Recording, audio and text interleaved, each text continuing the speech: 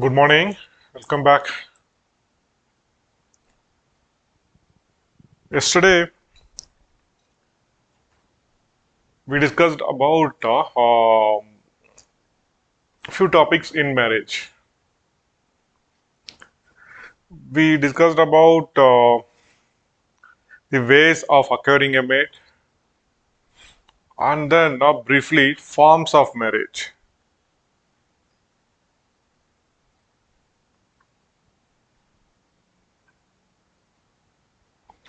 At least now you should not have doubt in the terms like what do you mean by polygyny?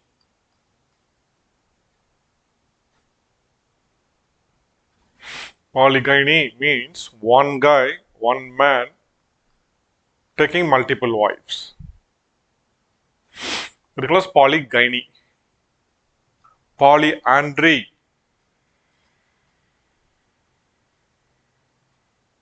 Polyandry means one girl having multiple husbands.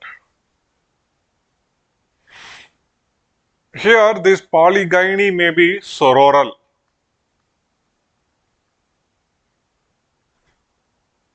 It may be sororal if all his three wives are sisters.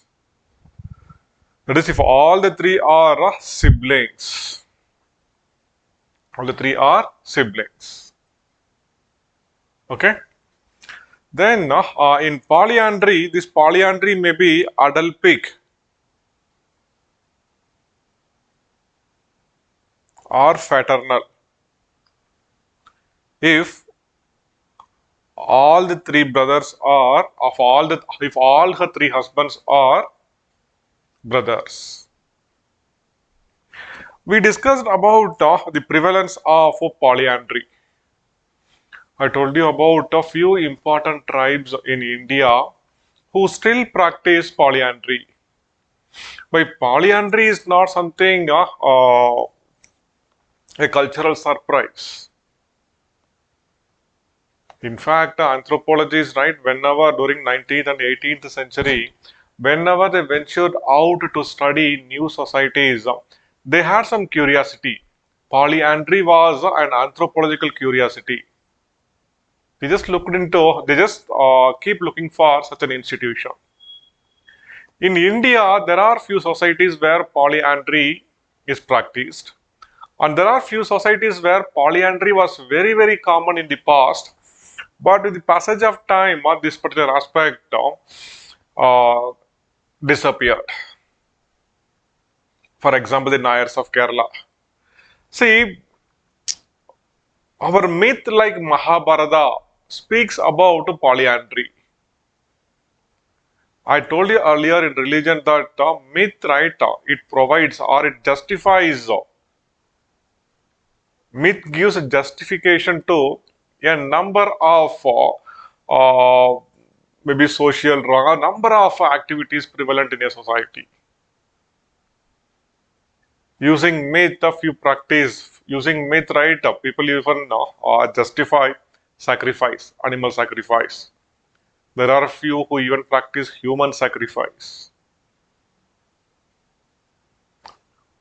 The myth Mahabharata speaks about polyandry. When a myth itself, it is not a fiction, whatever may be the thing, when a myth itself speaks about polyandry, a religious myth, it means there was a time when polyandry was very common in this country. Polyandry should have been very prominent. So these myths, right, these apart from creating a social order, it also indicates the condition of past. Okay. So I told you a few tribes, the Todas. The Todas live in Nilgiris.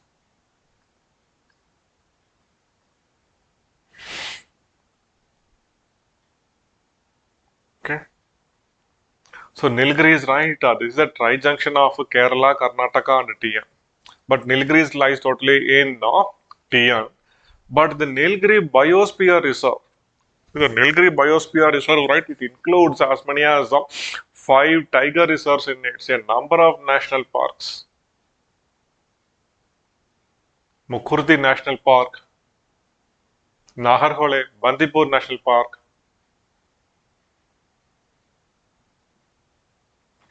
Okay, fine. The Todas, right, they are buffalo herders.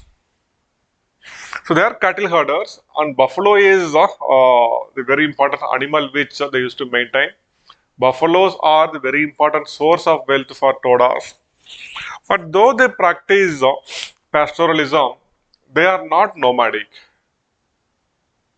Because of the lush green vegetation and the very high rainfall, there is no scarcity of grasses here or green fodder. So these people are sedentary. They even used to have a peculiar type of hut. The Kavita madam will be discussing in length about the Toda tribes. We also have Kotas. They are almost very similar to Todas and they live nearby the Todas. Even they also practice polyandry.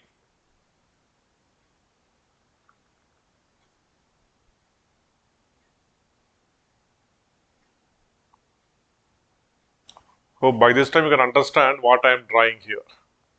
Okay. Kerala,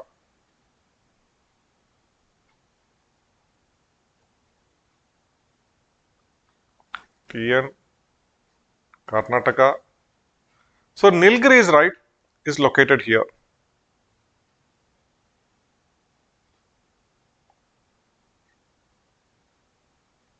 Along the Western Ghats.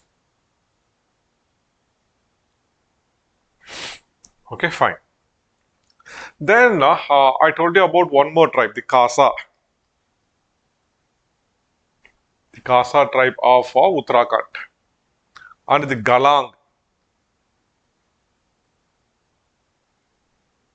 of Arunachal Pradesh.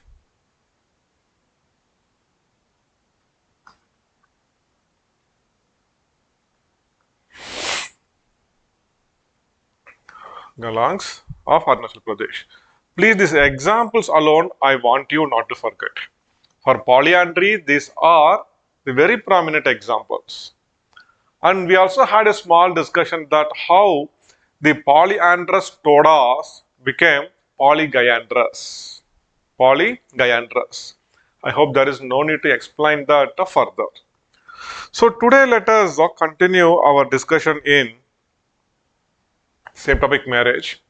So today we'll be discussing the rules of marriage. 3 set of rules: proscriptive, prescriptive and preferential. And that will be followed by marriage finances, bride, bride wealth, bride service, exchange of woman, gift exchange and prestation, and dowry, etc. After that, briefly I will discuss with you the functions of marriage. Then, uh, finally, the most important topic, that is universality and universal definition of marriage. Okay. So now today let us discuss marriage rules.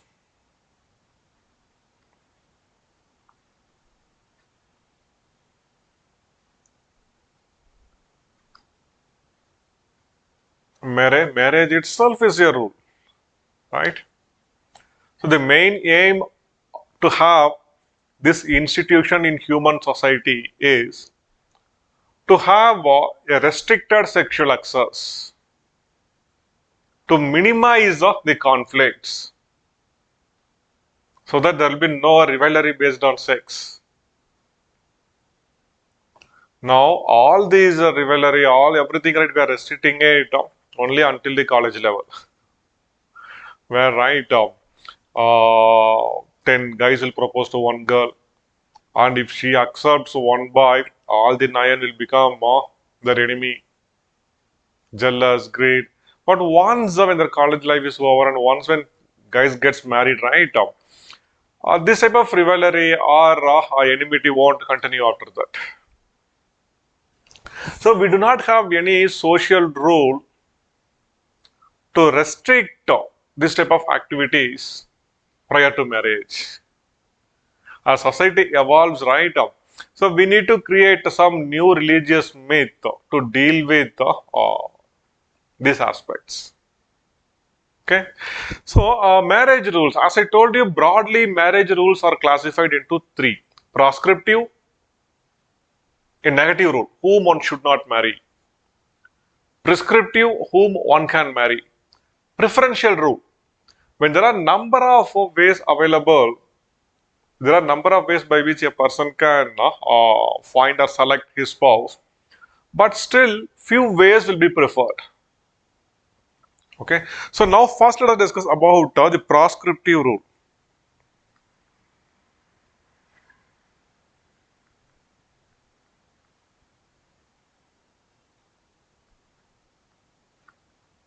So prescriptive rule, right? This is a negative rule.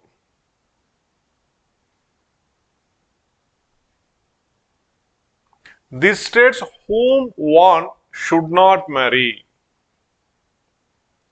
Whom one should not marry. And in this, right, we will discuss about incest taboo.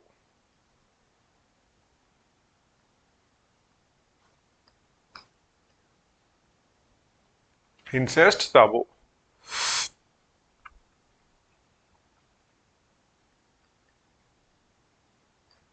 Incest is biological.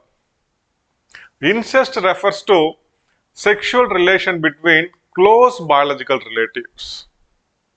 Earlier we discussed about Oedipus complex, Electra complex, the theory given by Sigmund Freud. Incest, right, it exists among animals. There was a time when even incest was common among human beings also. This Lewis Henry Morgan, the great anthropologist, referred it as sexual promiscuity.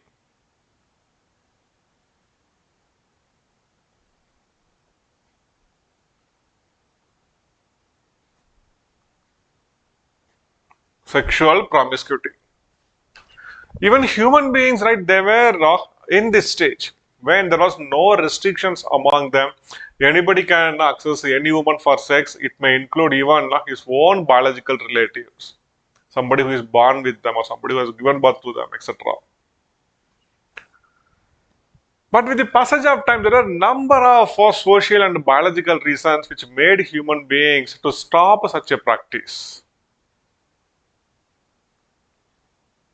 And as a result, incest was made a taboo. So remember, incest is biological, but incest taboo as such is cultural. Incest is biological, but incest taboo is cultural. Is cultural. So every society, right, defines who is a blood relative. Okay. So incest taboo, right? This deals with the prohibition of a sexual relation among culturally defined. This is one very important thing which we need to note.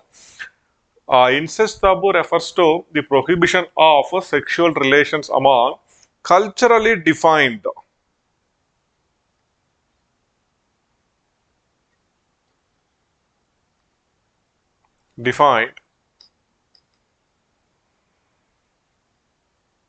biological relatives. Is something very, very important.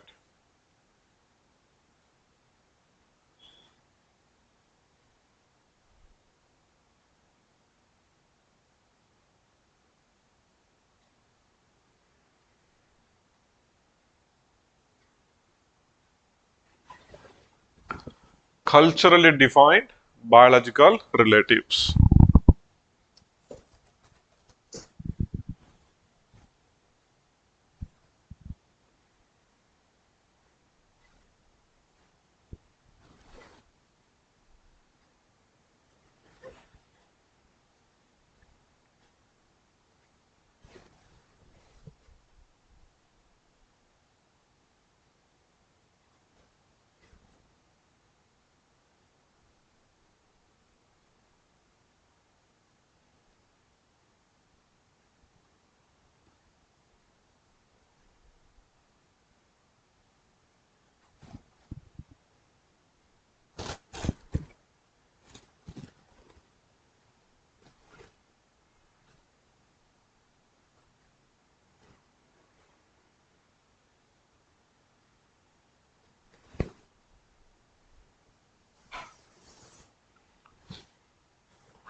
So please remember, culturally defined. This is something very, very important. So it is not the biology which is going to decide who is your biological relative, but it is culture which is going to decide who is your biological relative. So incest taboo means prohibition of sexual relations among culturally defined biological relatives. Culturally defined biological relatives. So we'll be explaining this many times again and again. Okay.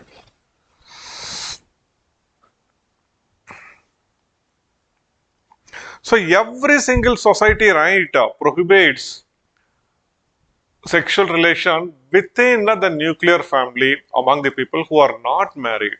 So nuclear family means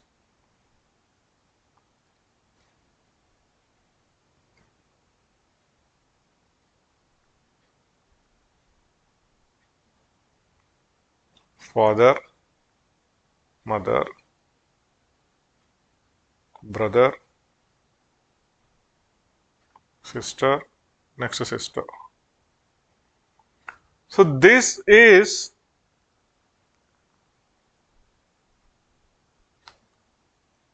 a nuclear family.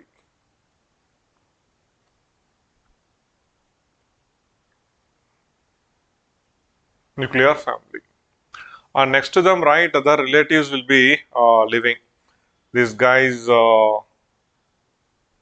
he is father's brother. He will be living here. Mother's brother. So though they all are closely related, sometimes they may live even within a single large home. But this is the nuclear family. So this is a nuclear family.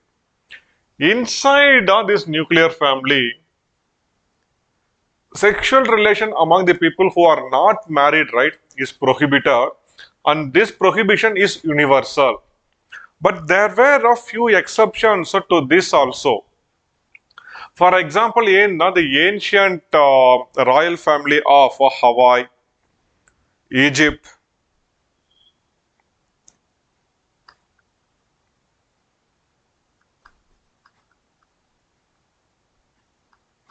where is Hawaii? Hawaii is the 50th state of USA, and this lies completely in the tropical region. This is an island, right, in Pacific Ocean. So in the royal family of Egypt, you might have heard about Cleopatra.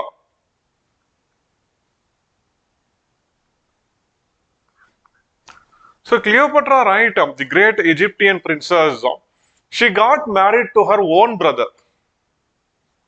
Same, even in Hawaii, what they used to do, they used to marry brothers and sisters.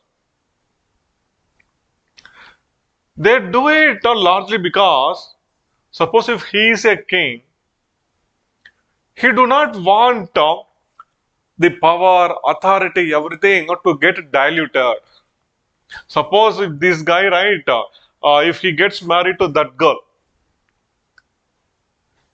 is this guy is a cross cousin, mother's brother's daughter. In South India, such marriages are permitted. Okay, a person can marry his cross cousin. See, then this guy, right, he will come and ask. Okay, he is his in-law, right? Can you give me some post in the army? Can you give me some post in the revenue department? So once when they marry out, that may lead to the dilution of power and authority. As a result, in the ancient royal kingdoms of Hawaii, Sumeria, Egypt, etc., brothers and sisters used to get married so that they can hold the power within their family. But this was the condition of the past. Apart from this, right, nowhere in history also we have heard about such type of marriages. Such a type of marriages. Find that. So, within the nuclear family, incest taboo is universal. It is cultural universal. But once when you move out of the nuclear family, what is the rule? The rule is not universal. For example, for this guy, that girl, right? Suppose if he is the our ego. For our ego, this girl, right? She. She is a cross cousin.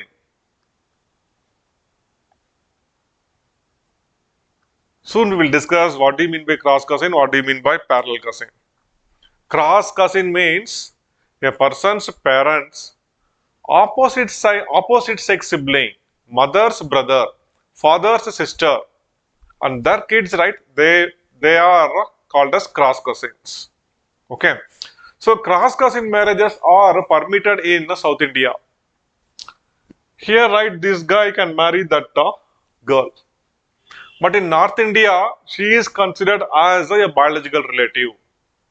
So once when you move out of the nuclear family, who is your biological relative? It is culture which defines. In few society, one may be a biological relative. In some other society, they may not be a biological relative. Okay, fine. See,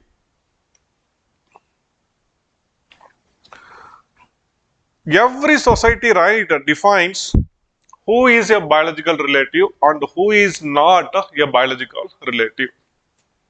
See, look at these examples. The Marquesans of Polynesia,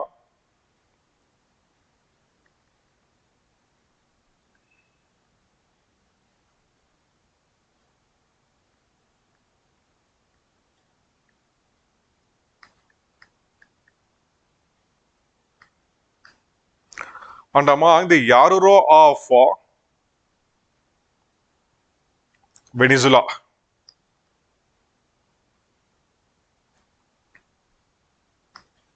Where is Venezuela? The very famous country in South America. You should be knowing about this country and what it is famous for.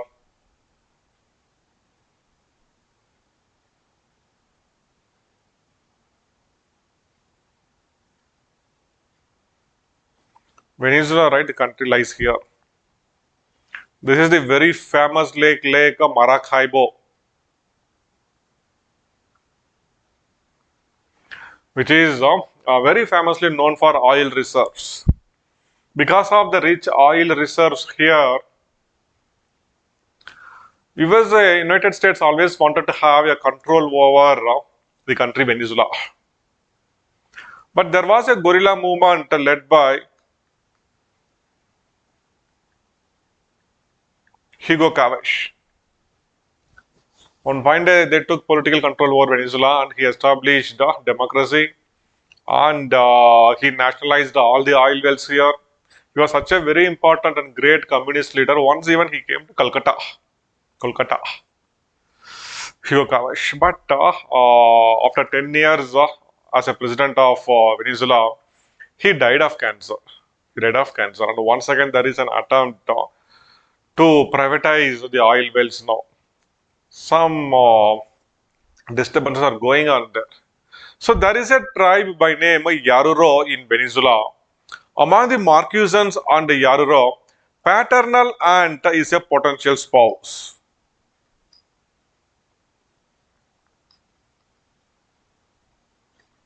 That is,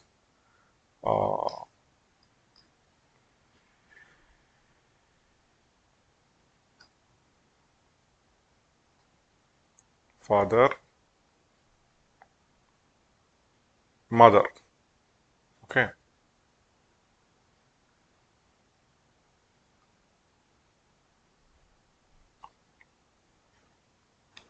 For him, his father's sister, right? He can marry this lady. Sometimes their grandparents may be giving birth, and this girl sometimes may be younger than this guy. Sometimes it may happen. So among the Marquesans of Polynesia and among the Yaruro of Venezuela, father's sister, paternal aunt, is a potential spouse. He can marry. So in this culture, right, she is not a biological relative. But in a traditional Hindu society, she is considered to be a blood relative. Correct. So it is culture which decides who is a blood relative. Then uh,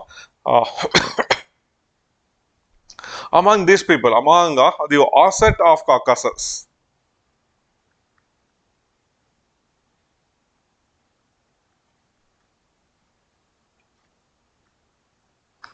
Osset of Caucasus, under the Sima of Myanmar,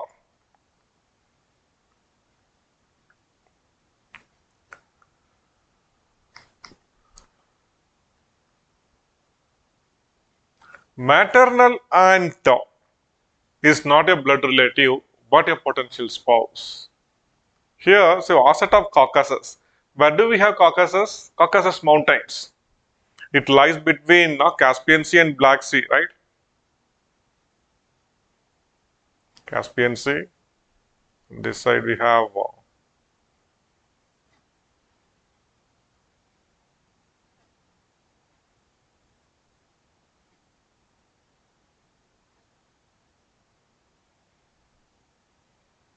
Black Sea, Strait of Bosphorus, leave it. Here lies the Caucasus Mountains.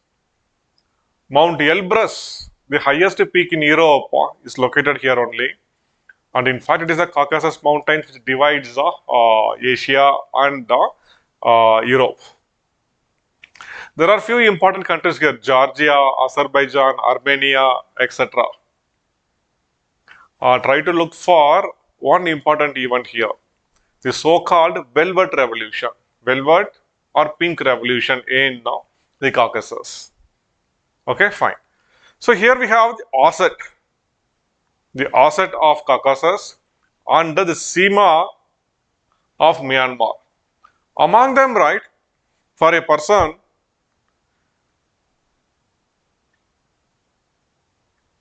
his maternal aunt,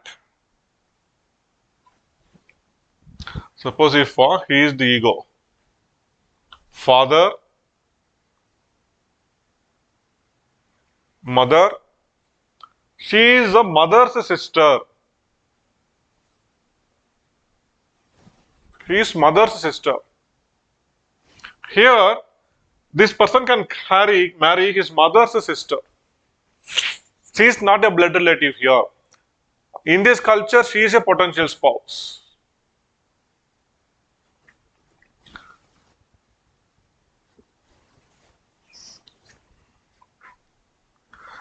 And there are few more societies like the Lakher of Myanmar.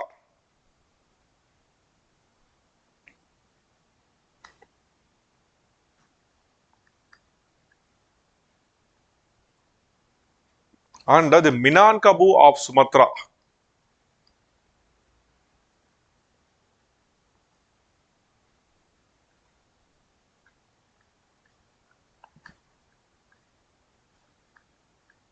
You should be comfortable with the term Sumatra. Where is Sumatra? Sumatra, Java,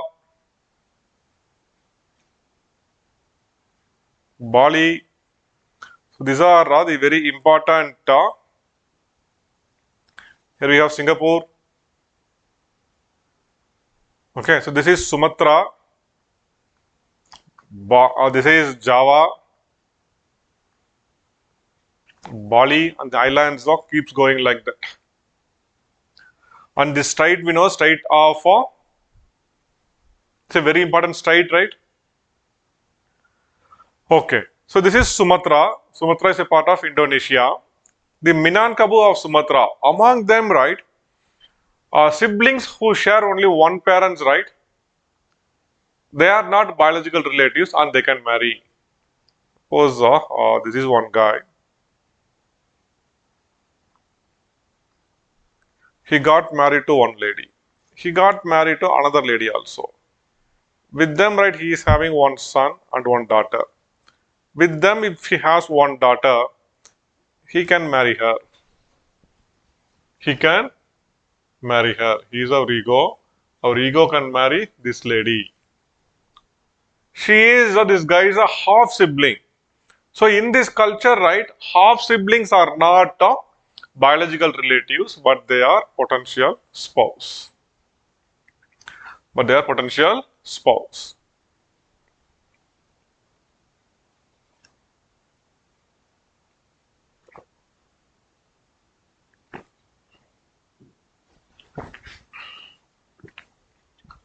but they are potential spouse. So,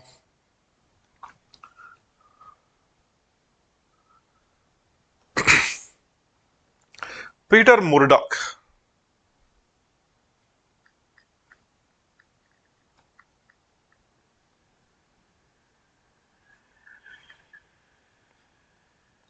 Okay. He was an armchair anthropologist. He managed to collect the travel diary and uh, the other notes or diary of travelers, missionaries, and in that process, right, he managed to study close to around 250 societies. And he made some generalization about incest. These are number one. So within a nuclear family, with the exception of a married couple, so what happens in a nuclear family?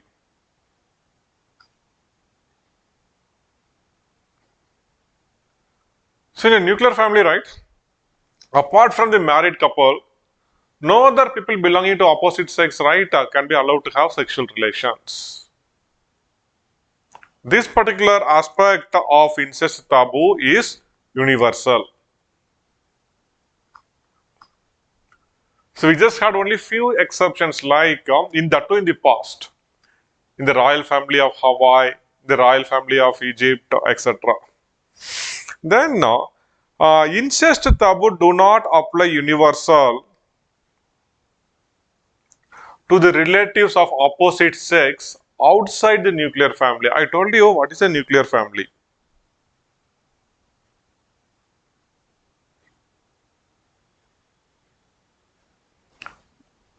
Father, mother,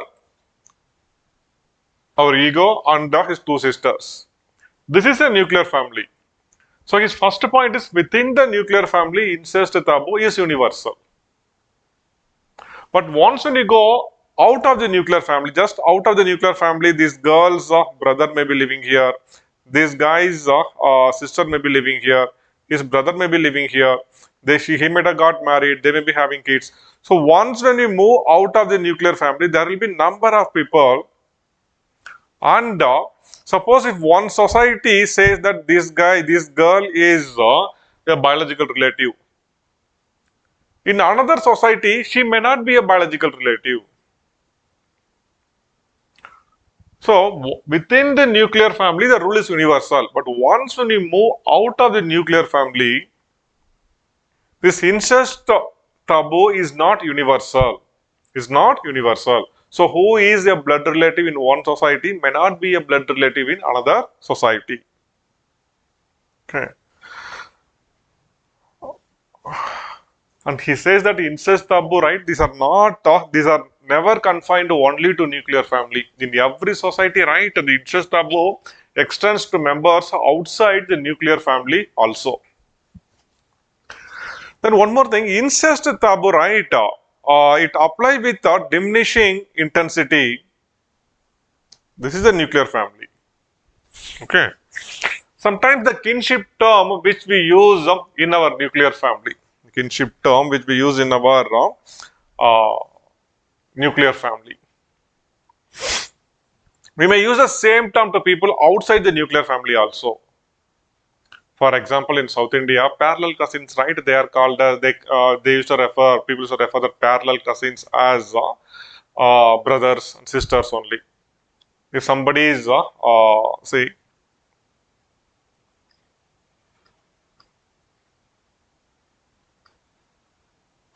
father's brother he is, and their kids, right? Here this guy will call him as a brother and sister only. But though, see,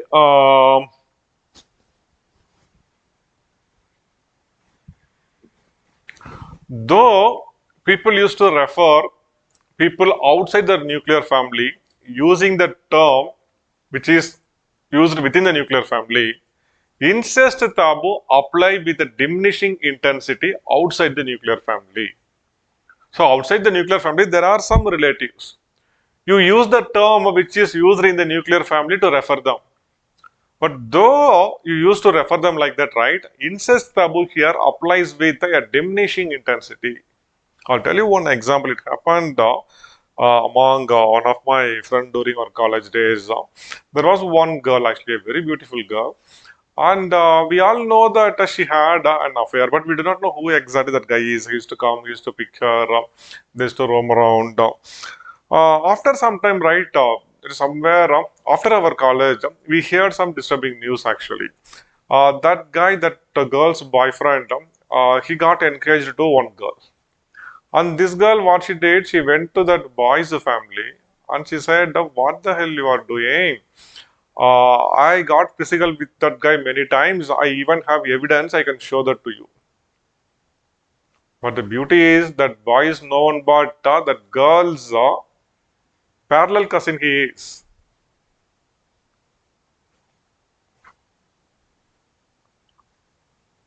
She is the ego. And what she did,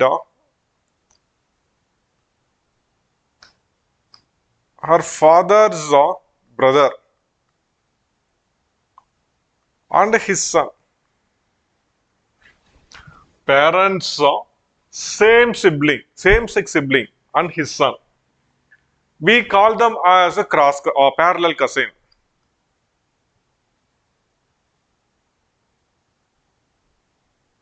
We call them as parallel cousin.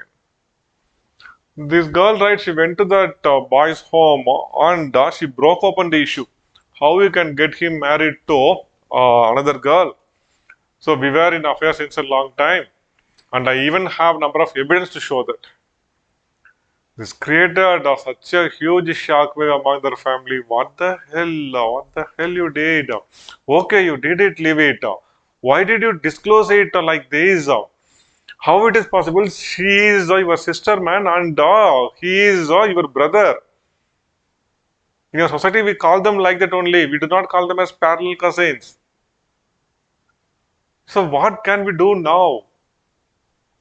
So this guy's father, he then got a heart attack and he was admitted in the hospital for 3 days. That too, that is in a village.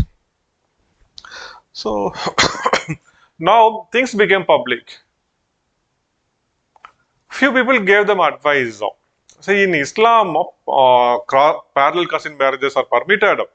Let them get converted into Islam so that they both can get married. But after that, we didn't follow up what exactly happened. And after some 3 or 4 years, one of my friend was there with me, and he got a call from her. He spoke with her for some time. Then I asked her, "Hey, what happened? What happened to them?" Then nothing happened. They didn't get converted into any other religion. They got married. Just they left the village and they are in Chennai city, and they are happy now, and they even have a kid. So what I mean to say is, but had the same thing happened within the nuclear family, things might have been different. Things might have been different. But we in our society we refer this guy also as a brother only. But as it is outside the nuclear family, the incest taboo applies with a diminishing intensity, even though we refer these people using the kinship term which we use inside the nuclear family. Got it? So the intensity is very high here, but once we move out of the nuclear family, that intensity declines. That's what I mean to say.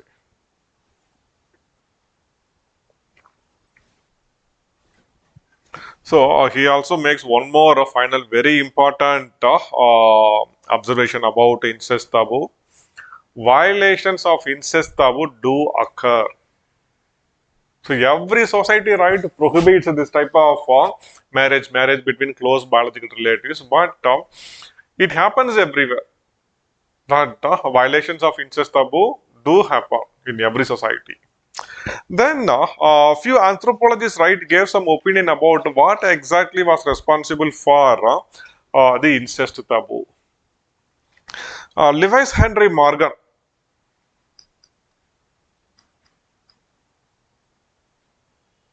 So soon we will discuss in length about Lewis Henry Morgan and his contribution. He had a opinion actually. According to him, right, early man lived in a state of sexual promiscuity. That means just like animals, right, there were no sexual restriction among the people. He called this as a stage of sexual promiscuity. But soon, right, inbreeding depression, people managed to see the deterioration of the physical characteristics of the people born to such incestuous union. This we call it as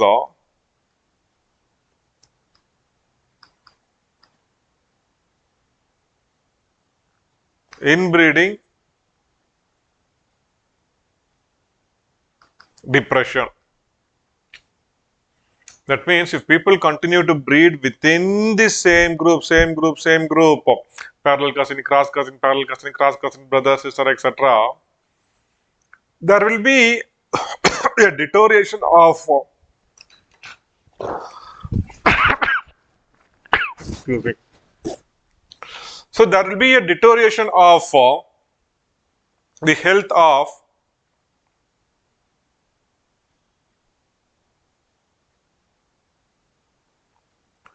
there will be a deterioration of the health of the general public. So with every successive generation, the population will become weak, weak and weak. There will be number of genetic abnormalities may increase, and this we call it as a inbreeding depression. Inbreeding depression. So once when the people find, see, once when they marry within the group, right? See, they may have two girls in their family.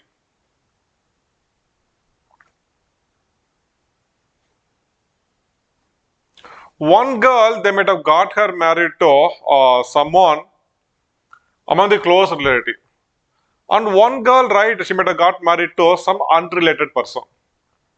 They may see if they have three kids. All the three may be healthy. But here, right, out of three, only one will be healthy and two may not be healthy. Soon people realize that there is a deterioration of the general health, or the population becomes weak because of inbreeding. And once when people realize that, right, they stop the marriage within the group, and so successful was the stock produced. Once when they put a ban on that, they found in the next 2 or 3 generations, people were very healthy. Then what they did, they made this a cultural universal. So the biological deterioration and the inbreeding depression, right, is responsible for the societies to bring in incest taboo, according to Lewis Henry Morgan. This actually happens. See, there are a number of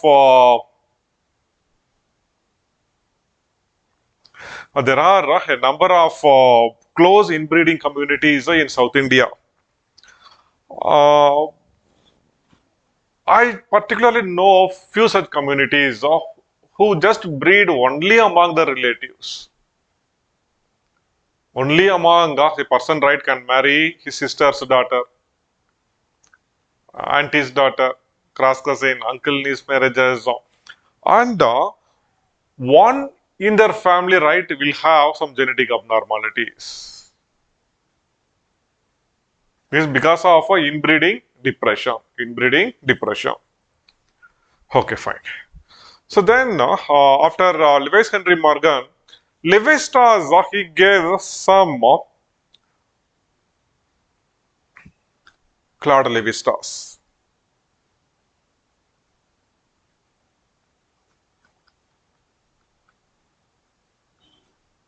The great French anthropologist. He gave the theory of structuralism in anthropology, which became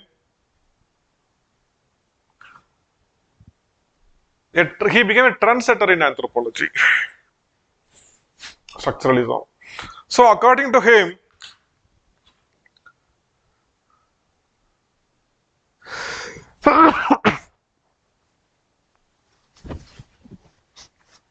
So marriage within a particular group, that is endogamy, right? Marriage within a particular group will lead to isolation. When resources become scarce, if there is continuous drought, then isolation may lead to extinction. So now there is no, now the group got isolated, and there is some problem, and nobody is there outside to help these particular people because they never gave their girl in marriage to the other groups. So when there is an issue, suppose if there is a continuous drought or if there is a plague, nobody will be there to help them. Now the situation is as they are marrying in, right, this isolation may lead to extinction. Now the option is either to marry out so that you can get some help from the outsiders, or die out. So most of the society will prefer to marry out. Marry out. Okay. Then, according to Sigmund Freud,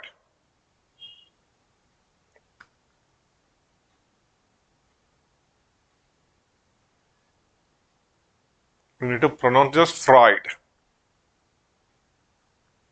According to Sigmund Freud, there was one theory which was responsible for incest taboo. So early man lived in a horde, in a group, and one senior most male controlled all the women in the group. And even when his own son come of age, right, he drove them out of the group so that they will not disturb his monopoly over the ladies. One fine day, all the brothers who were driven out by the father joined hands. They went there, they killed this guy, and they ate him. This killing and eating, right? Remember, this you are supposed to mention killing and eating. They killed and ate him. Later, right, they found what a very big sin we did. Is it because of these ladies we killed our father? They felt very bad for their action. Then they raised a flag of their father. They started worshipping him as a totem.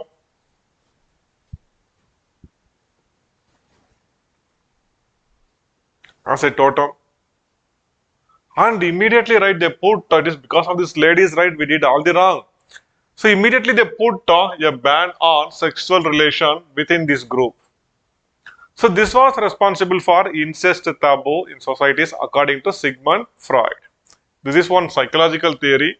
We have discussed this earlier when we discussed the religion also. So hope by this time you will be comfortable with this particular theory, psychological theory of incest taboo given by Sigmund Freud.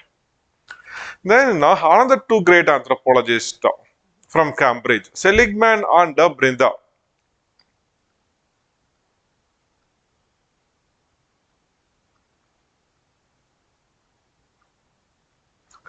So according to them, right, so suppose within a nuclear family,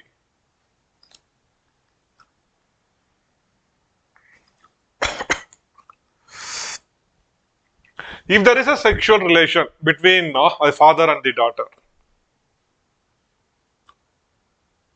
they cannot socialize these people. Next day, sometime, if she comes late to home by 12 o'clock or 1 o'clock in the night, he will not be in a position to ask her, why you are late? Why you are coming very late?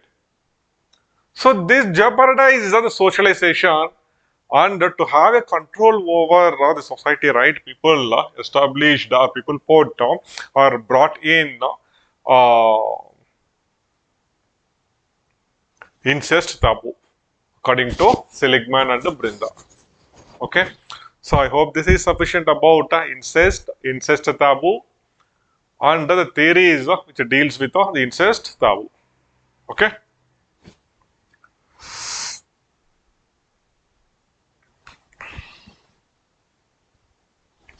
Next rule, prescriptive rule.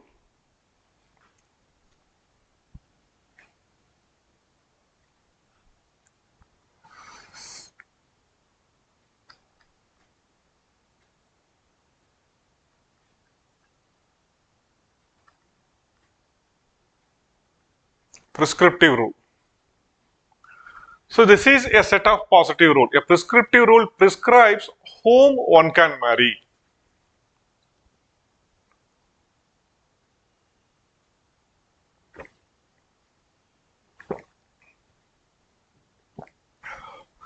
A prescriptive rule prescribes whom one can marry. So in prescriptive rule, we will discuss about endogamy and exogamy.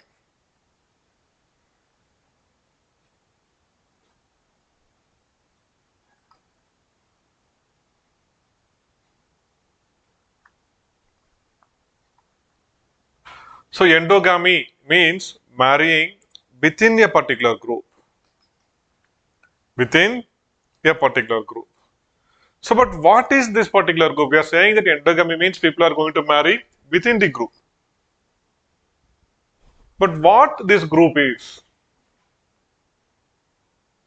It may be a caste group. It may be a class group. It may be a tribe. It may be a village. I have mentioned here, right? There may be a number of endogamy. May take a several form. It may be a tribal endogamy, caste endogamy, subcaste endogamy. To one of my friend's brother, we were looking for an alliance, and so peculiar. That guy belonged to one particular subcaste of Vishwakarma. You know about Vishwakarma? They are there throughout the country. In fact, Vishwakarma was the one who designed the golden chariot for Lord Indra. There are some three important subgroups in Vishwakarma. You also have goldsmith, blacksmith, and carpenter. So this guy, right, he belonged to the carpenter caste, and one alliance, right, came very close. And but after some time, right, that girl's father asked her, to which subcaste you belong. That guy, right, he belongs to carpenter caste, right. We are goldsmith. I'm so sorry, we cannot go ahead with this matrimonial. We cannot go ahead with this proposal. He was there. I asked them, no. Sir, he is a software engineer. He is working in Infosys.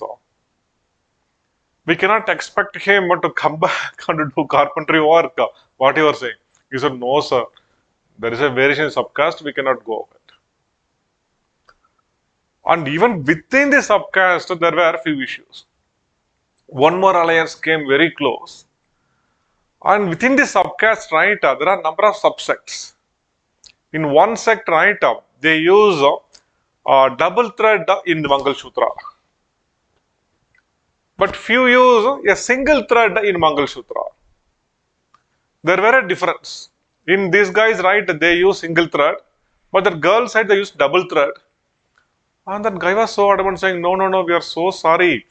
Traditions will vary. So we cannot go ahead with this marriage. So this type of things, right, really make us feel, are we really civilized? Is our society really civilized? Where we are, what we are doing? On one end, right, we had few scientists who even managed to establish the so-called Chandrasekhar limit. In the very first attempt, we managed to reach Mars. But still, we have people with all type of, these are primitive thoughts only. We need to accept, even now as an aspect of culture, we cannot accept this type of say rascality. Okay, so endogamy may be a tribal endogamy, it may be a caste endogamy, subcaste endogamy, it may be a class, race endogamy, ethnic endogamy, village, demi, moiety. I have mentioned many things. What do you mean by race?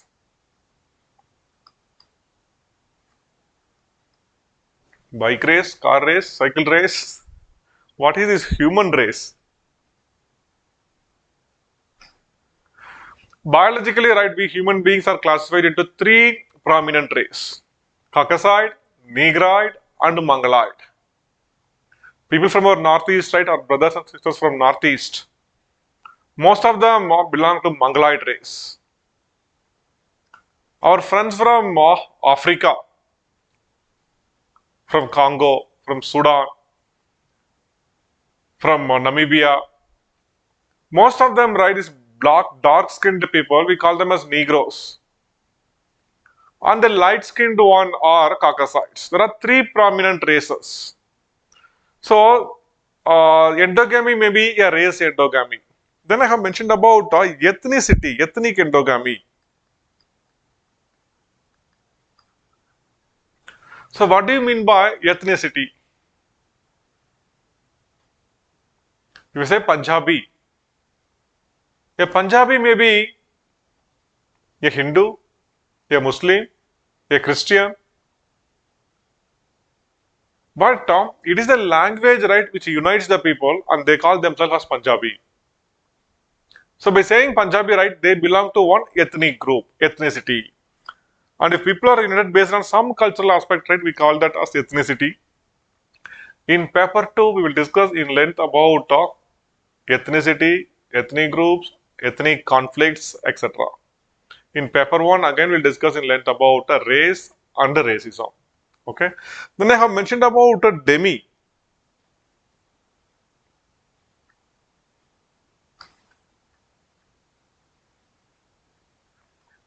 So demi refers to a small social grouping found among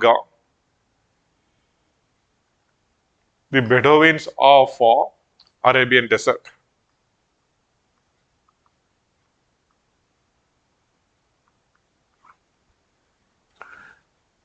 Okay, they are nomadic pastoralists. They used to carry cattle, horses, and camels with them, and they move in a small group in the Arabian Desert. That small group of 200 to 300 people who wander here and there, right, with their cattle and camel. This group is called as a demi. Demi is a small social grouping found among the Bedouins of the Arabian Desert. Even they practice endogamy.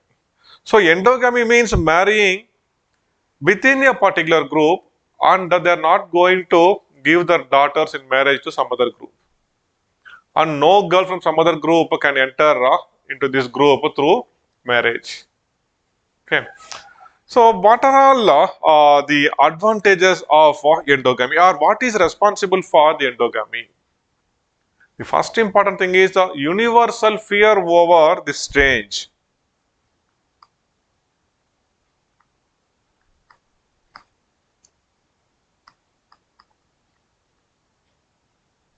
There is a saying, right?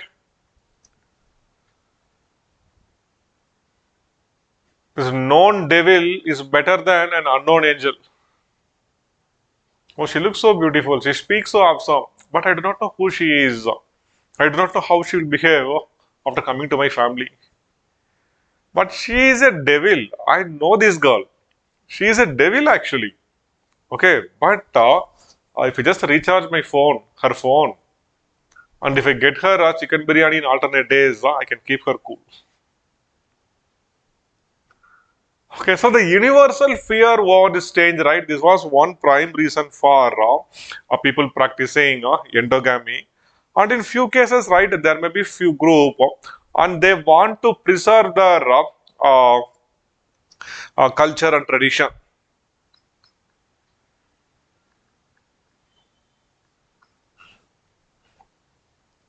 So they may be purely vegetarian, or sometimes, right, they may eat only egg. So they want to preserve the tradition, right? They'll marry only within the group. So that somebody, right, he cannot claim, see, I am also like you. I will also eat egg only, but not in the initial stage. I will make the egg to grow, to hatch as a chicken, and when it grows big, then I will eat. Then I will eat. So this is not going to work here. So if you want to preserve the tradition, and in few cases, right, if you want to preserve their occupational secrets,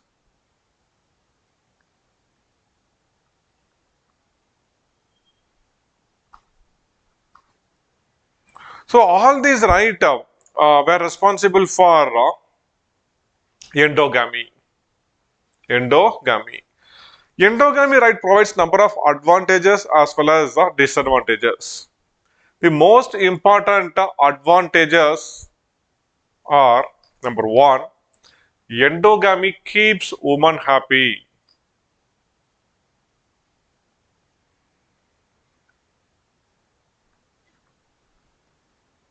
So a girl here, right, she is going to get married to someone whom she knows from her childhood, and she is going to move to your family, right, with whom she is already familiar.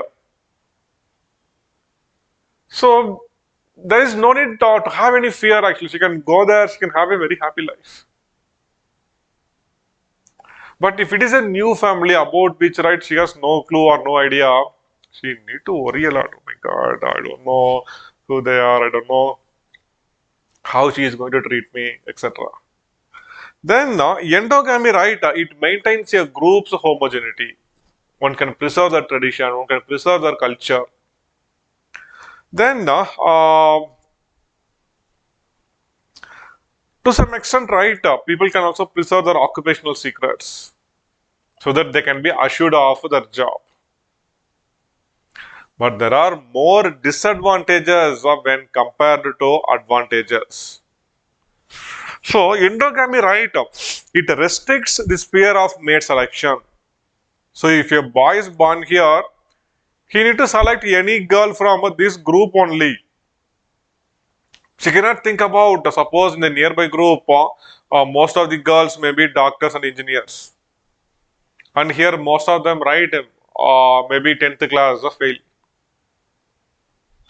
He cannot think about getting married to any girl here. So endogamy restricts the sphere of mate selection. Then endogamy, right, it always creates some group feeling which results in ethnocentrism.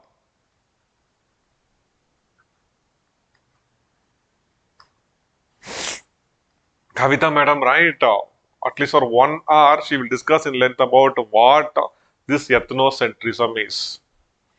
If we say ethnocentric, people have undue pride over their own culture and they think their culture alone is superior. The very prominent example, right, which not Indian, all over the world anthropologists give is the Punjabis in India.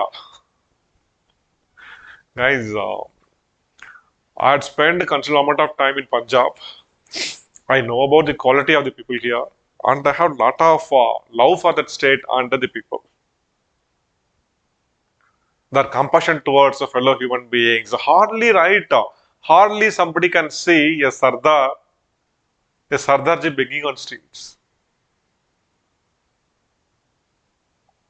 If a fellow Sardar sees him right, he will beat him to death. What the hell you are doing? Come and sit in my home. I will give you food 3 times a day. Do not go and beg. And actually, there is no need for people to beg for food because if they find any Gurudwara, Langar will be there. They can go and they can sit and have food. People do service here. If you go there, right, if you go to a Gurudwara, you can see even now the chapel stands at where people used to go and keep our slippers. You can see more affluent people standing there and collecting shoes from you and they'll be keeping it. They won't be charging anything for that. They think service to mankind is service to God. Service to God. Our ex-president or former president, Janet Jail Singh, he did this in our Golden Temple in Amritsar. Golden Temple in Amritsar. So guys, if you are in Delhi, so for this preparation, right, at least for your personality test, you will be going to Delhi, New Delhi. In New Delhi, we have the very famous Gurudwara, Gurudwara Bangla Sahib. That's really an awesome place. You can go there and you can have a look and you can spend some nice time there. Punjabis are ethnocentric. Yes, that is true. They have too much of pride over their culture. They are so happy to say, they have too much of pride to say that I am Punjabi. Okay. मैं पंजाब के पुत्र है. They keep saying that. and they think that other cultures are inferior. This is ethnocentrism. So, endogamy rights creates ethnocentrism, and ethnocentrism right always leads to conflict and subregionalism. Okay, so this results in hatredness and violence. So, apart from these disadvantages, there are few biological disadvantages also. These are number one, it increases inbreeding depression. I explained to you what do you mean by inbreeding depression. Inbreeding depression.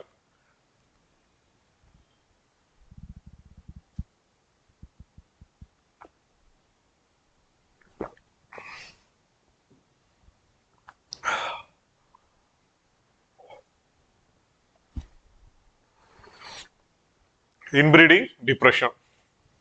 Then it creates genetic drift.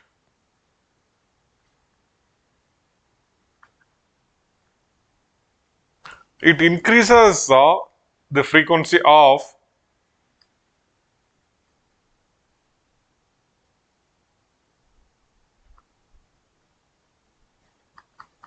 recessive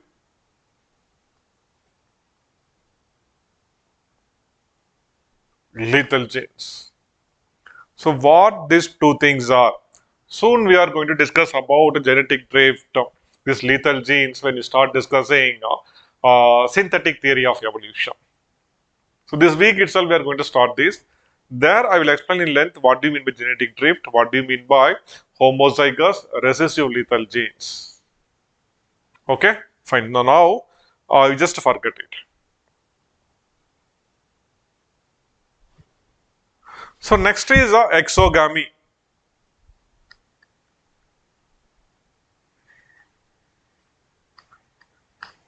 That is marriage outside one's group. And again, this group, right, it may be a village exogamy, lineage exogamy, clan exogamy, tribe, class, ethnic, etc. I have also mentioned about Gotra exogamy and Pravara exogamy.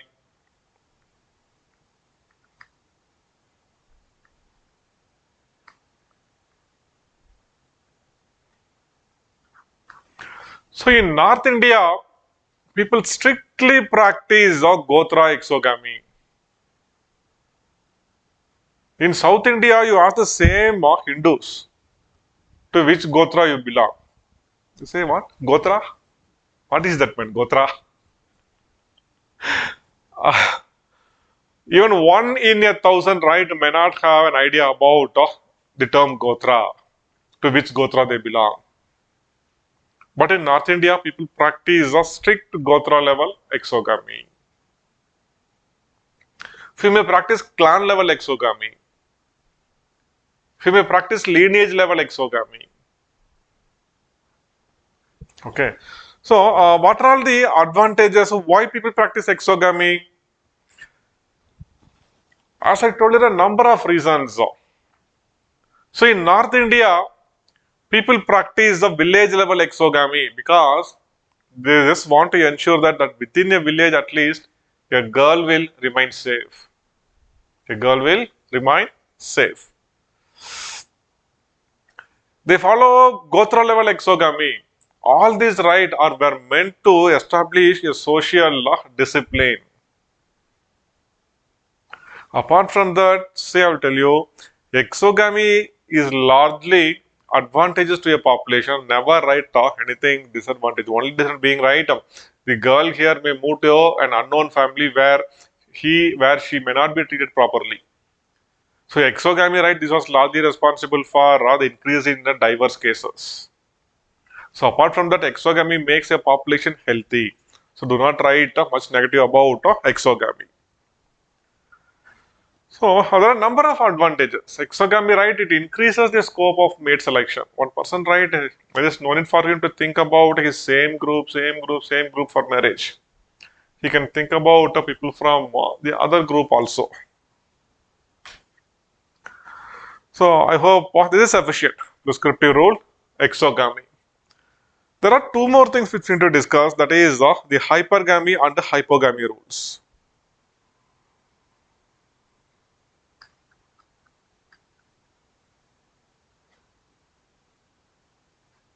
Hypergamy, which is also called as Anuloma marriage.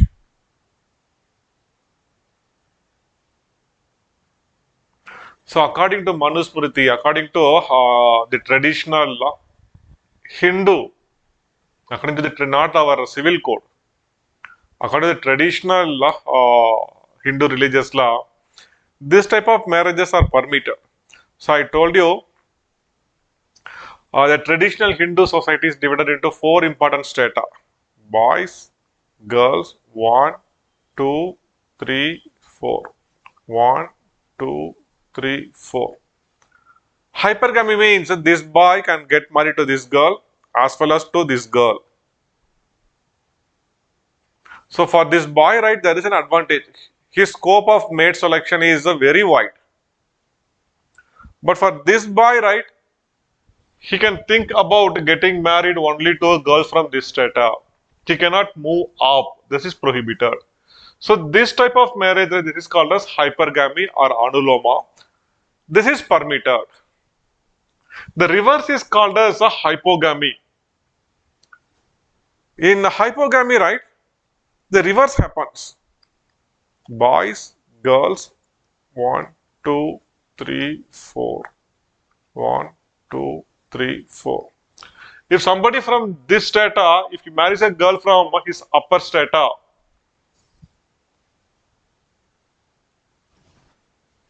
this is called as hypogamy or pradiloma.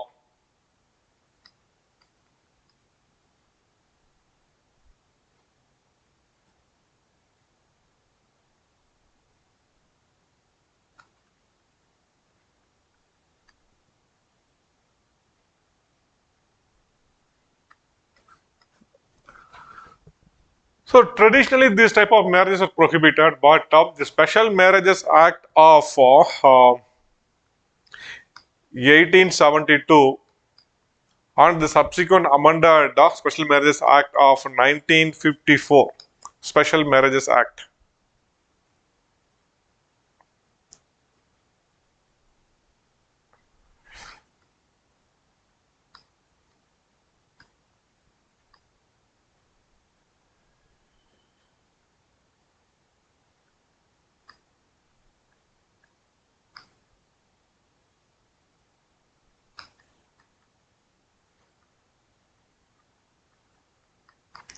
The same one amended in the year 1954, it eliminates all such restrictions.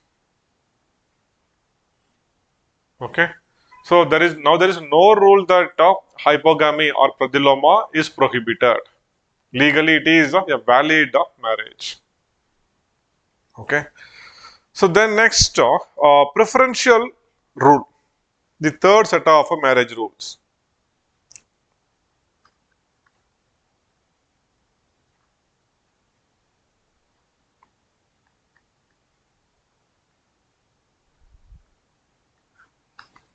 Preferential rule. Preferential rule. So, in this, right, there are number of ways by which a person can access, a person can find his spouse, a person can acquire his mate. But though there are number of ways, few particular ways are preferred. So this includes uncle niece marriage,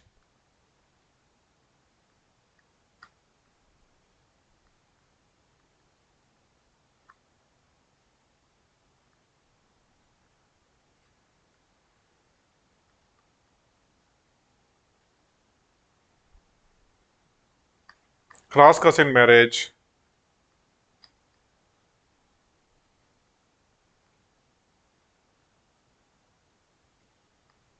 parallel cousin marriage.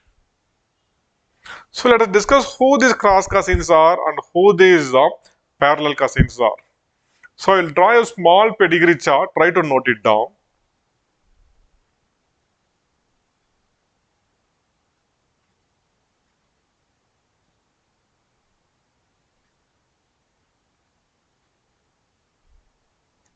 He is our ego. Ego's dad and mom.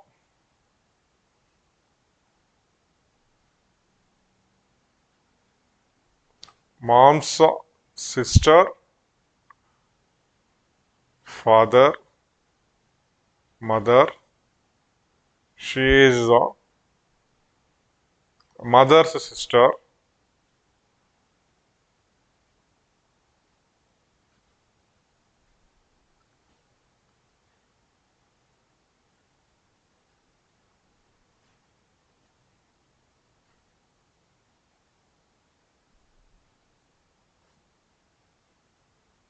And their kids.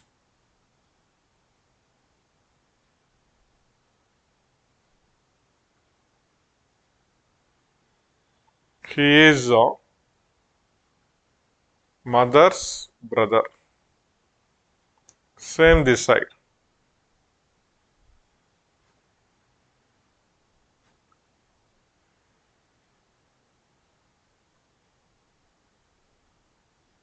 He is father's brother.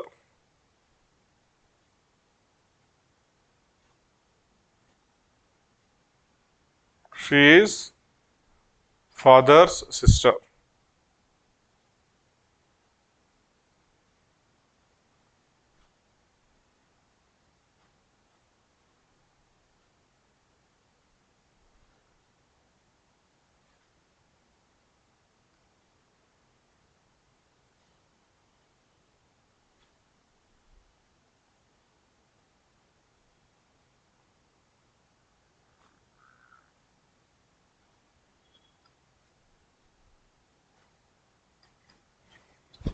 So this is a nuclear family. Father, mother, he's our ego sister.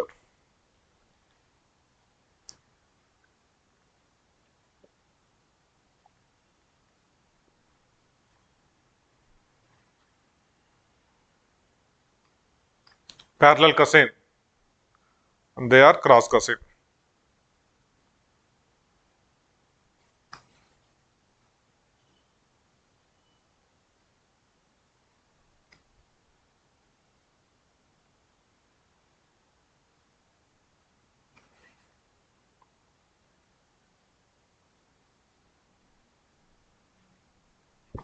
Remember, parents are same sex sibling.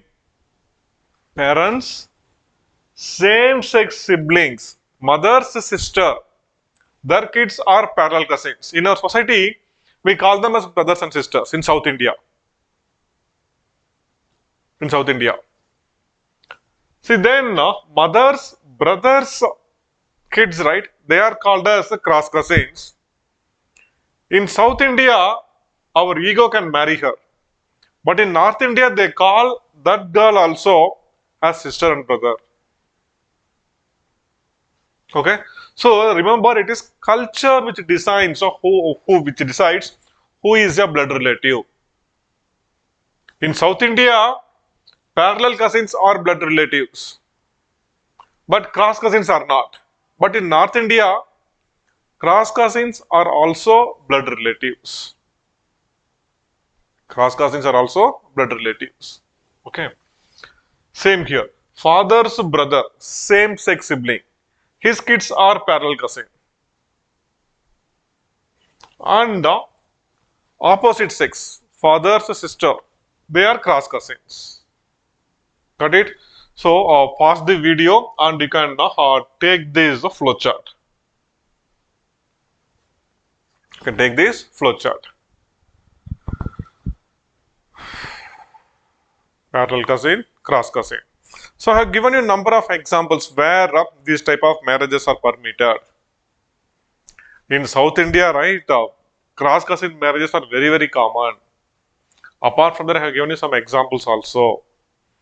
Then about parallel cousin marriage, right? Parallel cousin marriage is common among Arabs.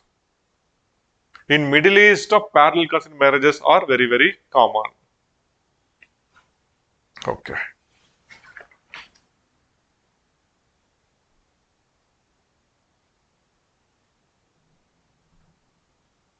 Come on. So now I will brief you about the functions of marriage.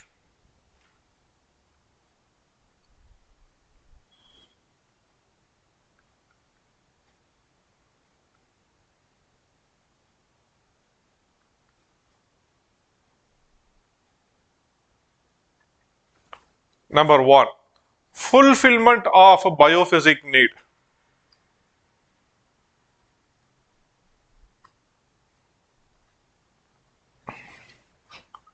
That is satisfaction of sexual needs.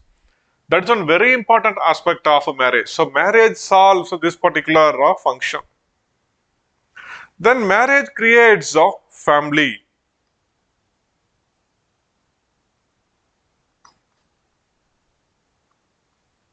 It establishes a family. So once when a small social family is a small social group. Once when a family gets established right now, everyone inside the family will be assigned some more roles and responsibility. And we also create rules that how properties will be inherited. This is something very important about marriage. Okay. Then, as I told you, some specific rights and responsibilities.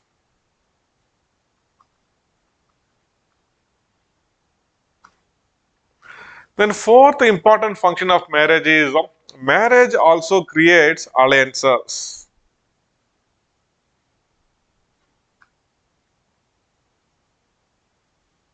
That means, see from this group, right? They got one girl from this group. They found that girl, right? She is very hardworking.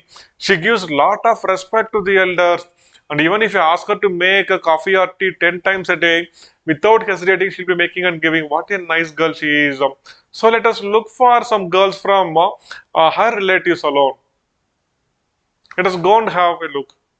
So marriage creates alliances. Marriage creates alliances. So these are the very important and the prominent functions of marriage. Satisfaction of biophysical needs, creation of family, it vests some rights and responsibilities along with assigning roles for individuals within a family. And marriage also creates alliances.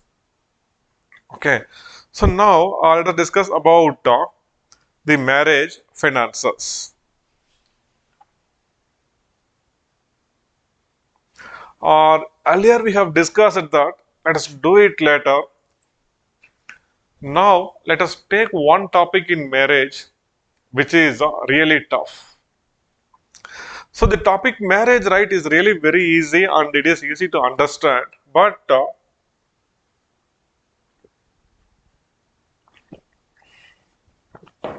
there is one small topic in this which really makes it very complicated. That is the universal definition of marriage.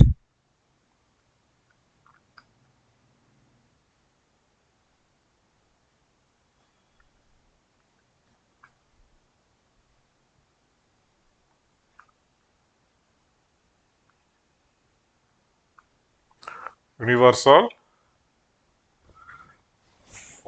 definition of marriage. I told you marriage is universal.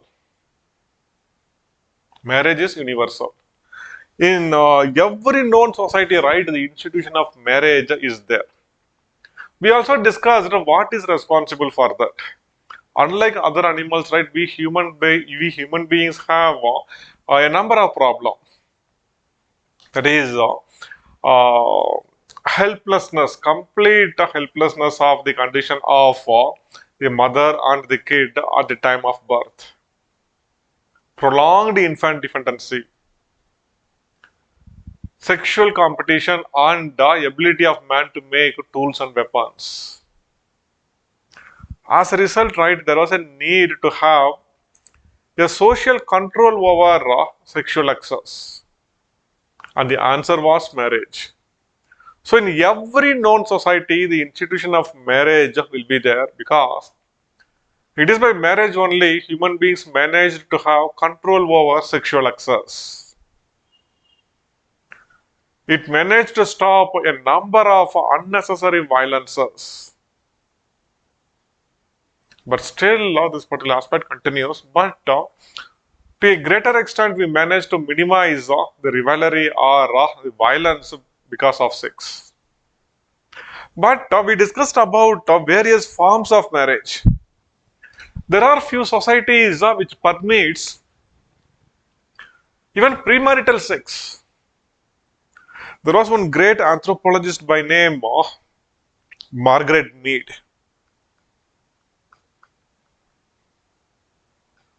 Margaret Mead. So Margaret Mead, right, at a very young age of 22, she left the United States. She was a student of the great anthropologist Franz Boas. So many consider Franz Boas as the founder of anthropology in the United States. And he was instrumental in introducing number of women in anthropology. Ruth Benedict, Margaret Mead, like that many like that many women anthropologists, right, managed to enter anthropology largely because of Franz Boas. Margaret Mead, right, once she set on an expedition to a distant Pacific island called as Samoa. Samoa was in Africa. Sorry. Samoa is a remote island in the Pacific Ocean. There, right, she managed to mix with the young girls who were teenagers, and he lived with them for close to around 2 years. And she made a very fantastic thesis. And this so-called boyfriend-girlfriend culture of United States, right? It finds its origin from her work only. So here in Samoa, suppose if an elderly person, somebody in his late 50s, if he is walking near a park, and if he manages to see a young boy in an age group of 14 or 15, and a young girl, just again 14, 15 years old, if they are standing behind the bushes, what we can expect in our society? Hey, what is your age? What the hell you are doing? Wait, I know your parents. I will inform them about this. That is how our society reacts, right? And sometimes, right, there are number of parks in the cities which permits lovers to roam around there. Lovers Park. There are many in Bengaluru, Hyderabad, Delhi, Chennai, etc. And our media people, if they do not have any important news, right? To increase their TRP rating, they'll take the camera, they'll go and focus on the young couple who are sitting there. They see where is our culture, where we are going towards, what we are doing. See how these kids are behaving here in public. In Chennai, the Marina Beach, the 7 kilometer stretch of Marina Beach is known for this. Once it happened some 12, 13 years back, police started doing moral policing here. They started to enter the Marina Beach, and what they did, they started threatening the couples there, asking the young girls, "Hey, give me your parents' number. I will call them." This, that, and that. So huge disturbance which continued for a week. Newspapers and media, mostly newspapers, they were very much critical about this act and they criticize what police are doing is excessive. We better know what is happening here. Everyone knows. But this is one way for the people. It's act as an exit for the people actually. So had this been not there, right, people will be accumulating the stress and that will be expressed in some other ways like rape, etc. Everyone know what is happening in large urban areas. These are areas meant for not just relaxation, but for the people to uh, uh, lose the tension actually, or sex-based stress. Then the then police commissioner, he organized a press conference and he said, this somehow happened without our knowledge. We didn't give any directions, and the police, they themselves took this issue and they did it. And the then police commissioner, he promised that hereafter unnecessarily police will not enter into the Marina Beach to disturb the couple. In Samoa, if an elderly person sees a couple like that, they'll bless him. Oh, may God bless you. Oh, young kids, may God bless you. May God bless you. You are going to start a new life. May God bless you. Here in this society, premarital sex is permitted. And even now, the boys and girls, and the way in which they were brought up, that itself is altogether different. Altogether different. See, here in our society, suppose if a kid asks its mother or relatives how babies are born, then we have number of myths to explain. So God created babies. Okay, they will throw a apple from the heaven which we need to catch, and baby will be there in that. That, all the nonsense stories. And even if you take them to death, right, we will not explain to our kids what exactly happened, why he is dead, etc., etc. But here in Samoa, kids are born and brought up in such a way that they will be know everything. What is birth? What is life? What is puberty? What is adolescent stage? So adolescence, right, will not be a matter of surprise for them. From the childhood days itself, right, they know that they will reach adolescence soon. Adolescence soon.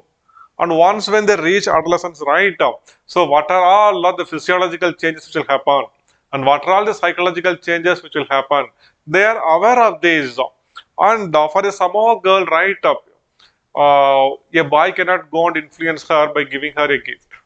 She know, I know why you are giving, man. Just I do not like this. She published that as a very famous book.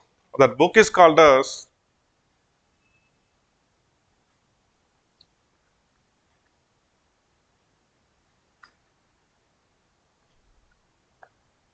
Coming of Age in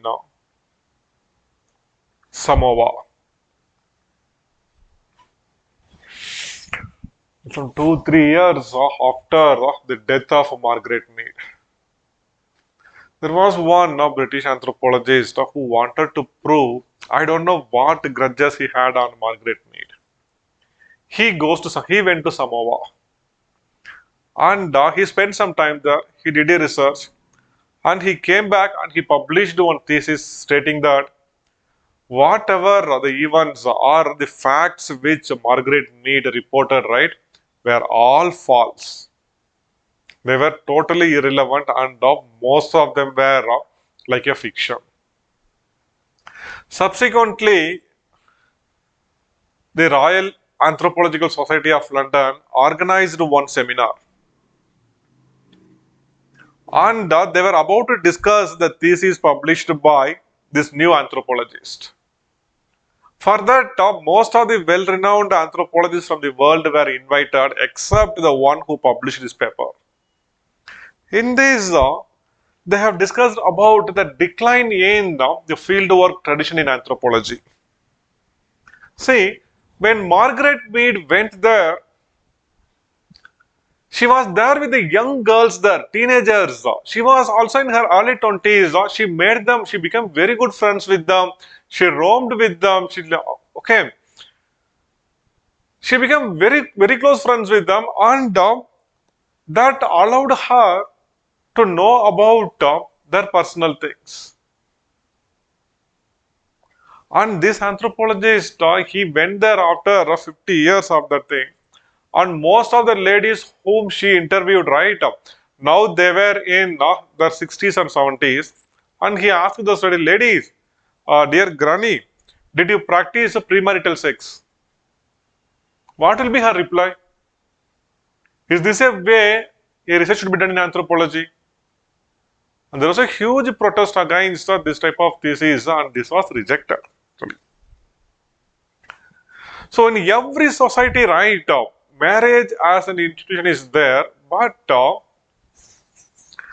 there are number of variations. For example, even within our own country, in the central Indian tribal belt, there are number of institutions called as youth dormitories.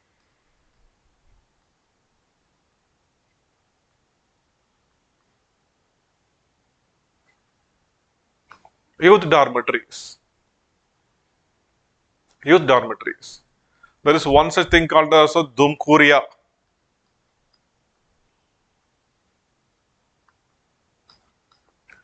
In the Chota Nagpur Plateau.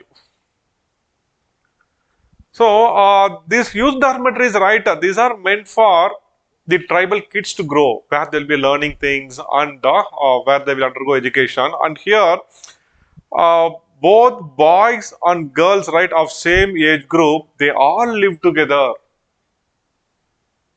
24/7, right? They all will be in the same place. And few also noted about the prevalence of free sex among the people in youth dormitories. Once when this particular aspect of the youth dormitories became popular, when people outside the tribes came to know about these institutions, they secretly they started penetrating the tribal population to exploit the girls there. So anthropologists realized that a very big mistake of exposing something which is very much personal to the tribes. So subsequently, right, most of the subsequent literatures about youth dormitories rejects the prevalence of free sex among the people here. It is still a debate, the prevalence of free sex in the youth dormitories. There are number of such institutions even in the North Indian, the northeastern region of the country. Okay, so marriage as an institution is universal, but there are a number of variations in the by the way in which people get married. Few society permits premarital sex. Few society permits polygamy. Few permits polyandry. There are few in which people practice polygayandry, and even group marriages are also common.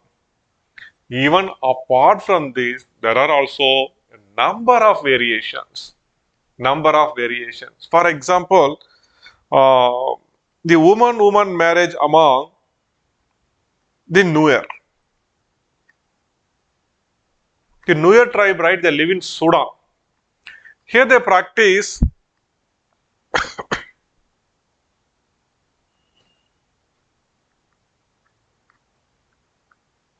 woman-woman marriage.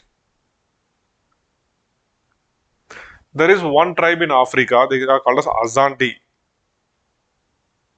They practice man-man marriage.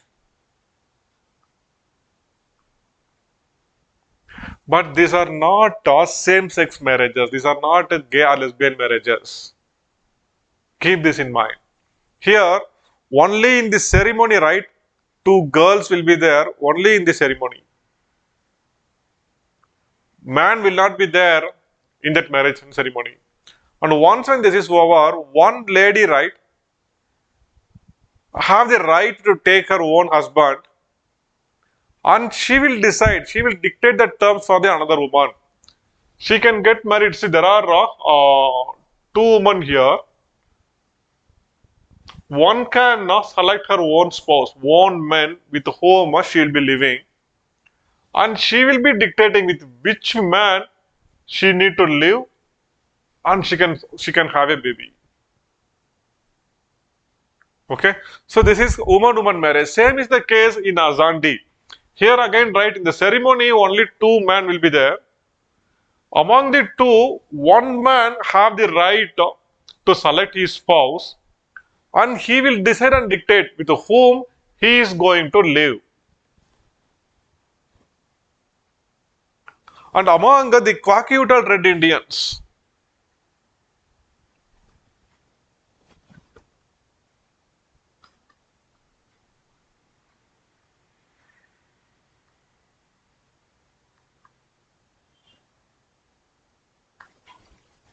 They practice ghost marriage.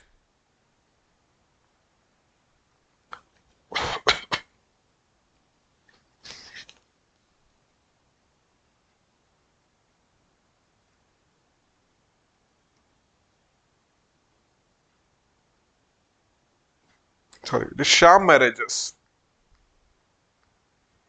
That means it looks like marriage, but these are false marriage. There are number of such institutions. So what actually happened now is, though anthropologists tried to define marriage, they couldn't accommodate all the known forms of marriage into the definition. So let us discuss some 4 or 5 important definitions, and let us see how how the definitions cannot accommodate all the known forms of marriage. The first and foremost important definition is the one given by Westermarck.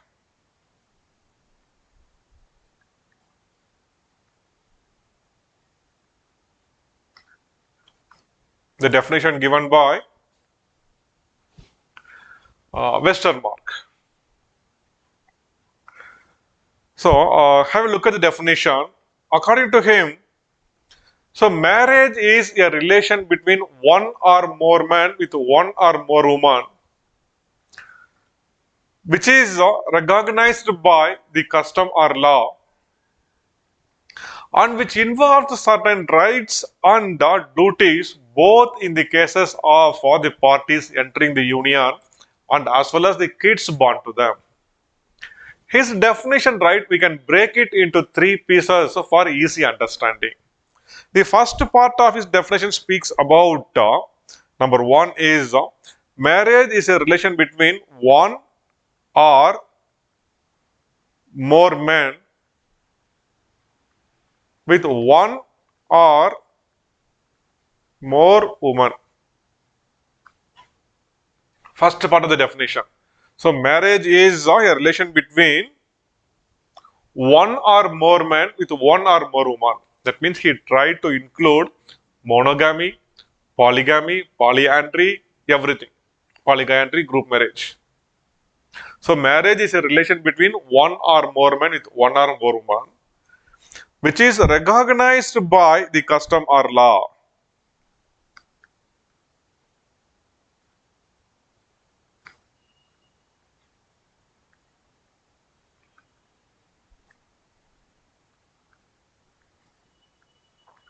So the second aspect of his definition speaks about the jural nature.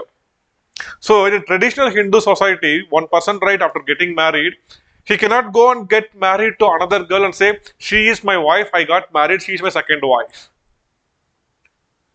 Because our Hindu Marriages Act, right, prohibits polygamy. And it is a recent act, in fact, recent amendment this is. Because prior to 1960s, polygamy was permitted in Hinduism. Remember, Karnanidhi, right, had 3 wives. So some 3-4 generations back, polygamy was very common among the Hindus. It's only recently, right, we have made an amendment to the Marriages Act to make polygyny illegal. Polygyny illegal. But traditionally, polygamy was practiced by the Hindus also. The evidence for this, right, comes from a number of myths. Mahabharata speaks about that. Mahabharata speaks about that. In a number of myths, okay, Lord Kartikeya has 2 wives.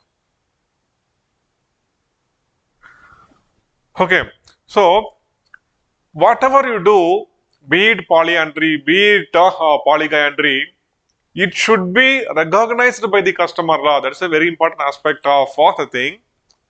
The next is rights and duties. So once when people get married, it vests some rights and duties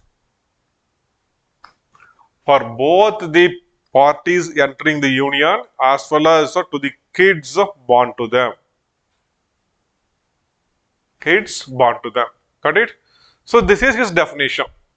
So marriage is a relation between one or more men with one or more women, which is recognized by the custom or law on which vests some rights and duties for both the parties entering the union as well as to the kids born to them. Though it's a good definition, but he couldn't accommodate a number of ethnographic realities. He couldn't accommodate the woman-woman marriage among the Nuer, the man-man marriage among the Azandi, the ghost marriage among, so the sham marriage among the Kwakiutal Red Indians. He couldn't accommodate that. And there are a few other definitions also. The one given by Radcliffe Brown and Malinowski, and another one by the Notes and Queries in Anthropology.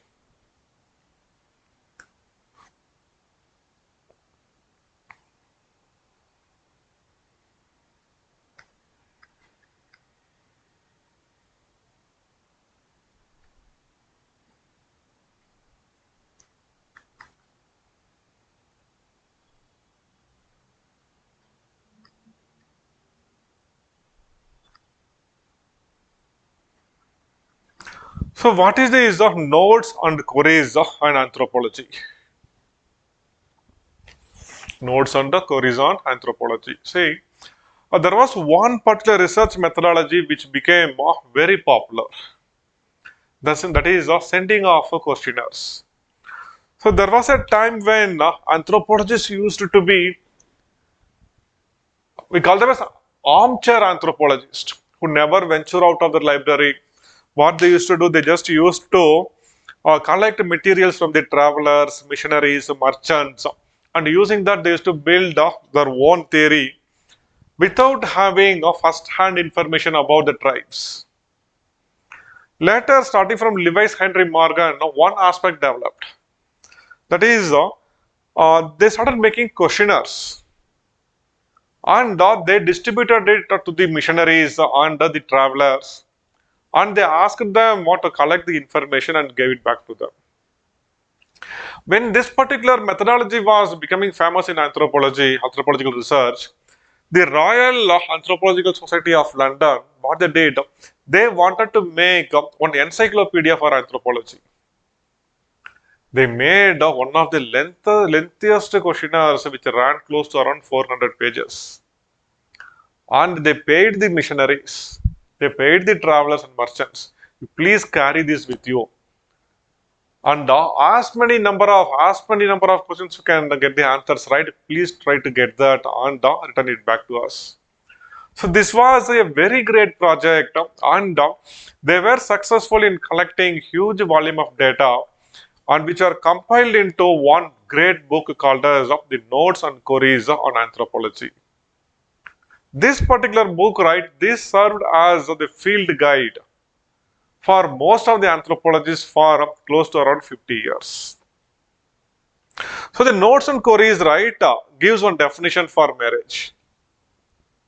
And the definition is, say, marriage is a union between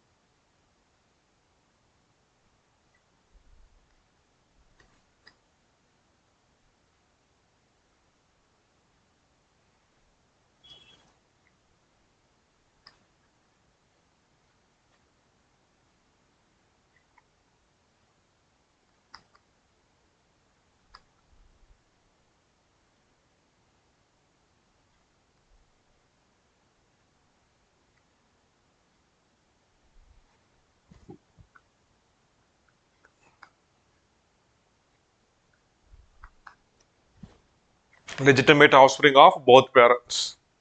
See, they say marriage is a union between one man, a man and a woman.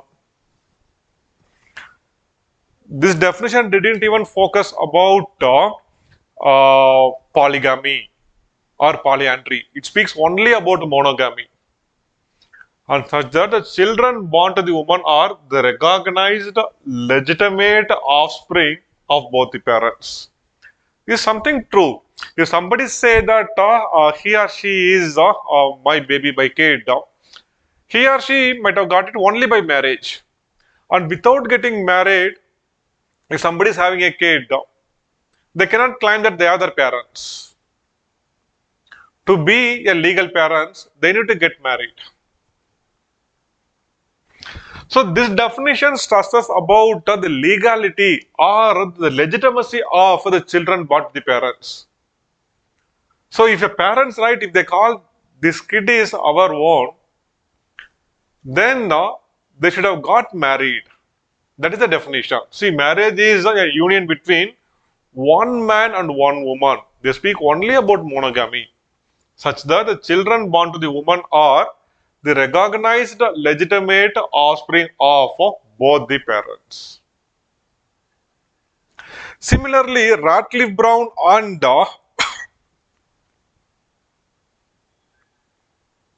Malinowski,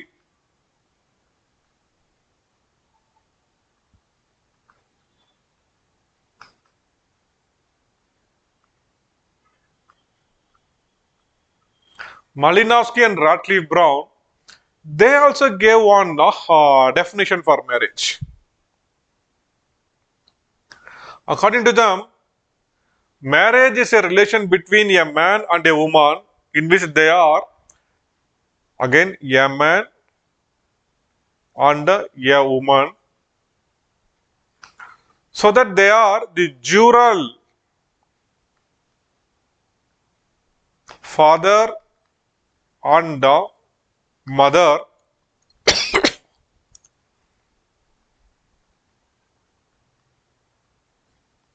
of the children born to them.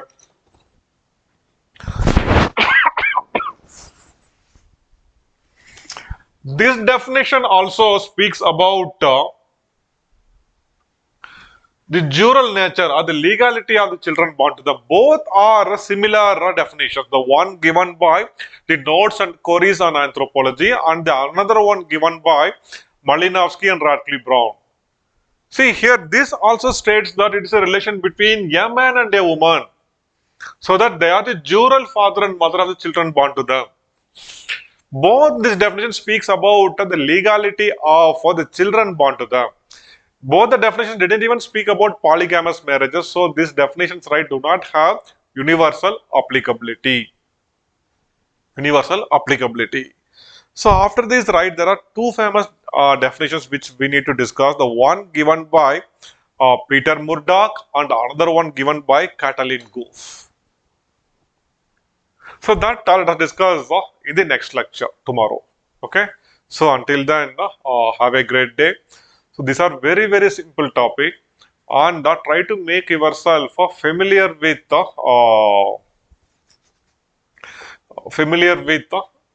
the pedigree charts which we are drawing. And in cross cousins, I forgot to discuss one important thing. That is cross cousin. Sorry, in cross cousin, right, we have symmetrical and asymmetrical cross cousin. So tomorrow when you start our lecture, I will just shortly discuss about the symmetrical and asymmetrical cross cousins. Then let us continue this debate on the universal definition of marriage. Until then, have a great time. Thank you. Hope